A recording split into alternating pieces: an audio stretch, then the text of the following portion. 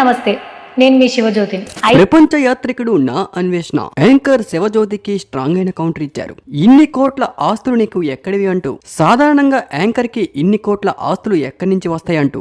మహబూబ్ నగర్ లో ఉన్న 10 ఎకరాల స్థలం ఎక్కడిది అంటూ. BMW కార్లు, ఇంట్లో పెద్ద టీవీలు, దాదాపు 5 కోట్ల విలువ చేసే ఫ్లాట్, ఇవన్నీ ఎక్కడివి అంటూ. సాధారణంగా టీవీలో యాంకరింగ్ చేసుకున్న నీకు 10 కోట్ల ఆస్తి ఎక్కడిది అంటూ ప్రపంచ యాత్రికుడు నా అన్వేషణ స్ట్రాంగ్ అయిన కౌంటర్ ఇచ్చారు. దాదాపు వాళ్ళ ఫ్యామిలీ గురించి కూడా మాట్లాడుతూ మీదొక పేద కుటుంబం.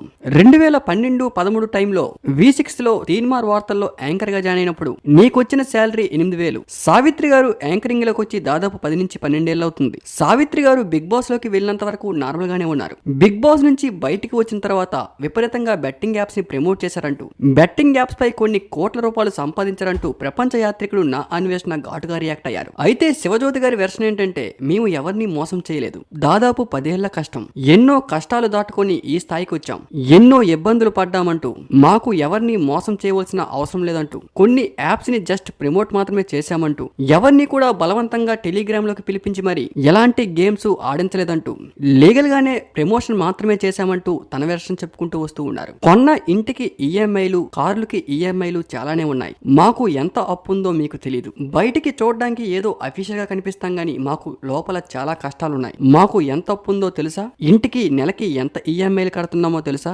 కారుకి నెలకి ఎంత ఈఎంఐలు కడుతున్నామో తెలుసా అన్నట్లుగా ఒక పక్క శివజ్యోతి గారి వెర్షన్ కనిపిస్తూ ఉంది. నా అన్వేషణ మాత్రం ఇన్ని కోట్ల ఆస్తులు నీకు ఎక్కడి నుంచి వచ్చాయంటూ, నీ వల్ల దాదాపు 200 మంది ప్రాణాలు కోల్పోయారంటూ, ఒక నార్మల్ టీవీ ఛానల్లో చేసుకున్న యాంకర్ కి ఇన్ని కోట్ల ఆస్తులు ఎక్కడివి అంటూ ప్రపంచ యాత్రికుడు నా అన్వేషణ స్ట్రాంగ్ కౌంటర్ ఇచ్చారు.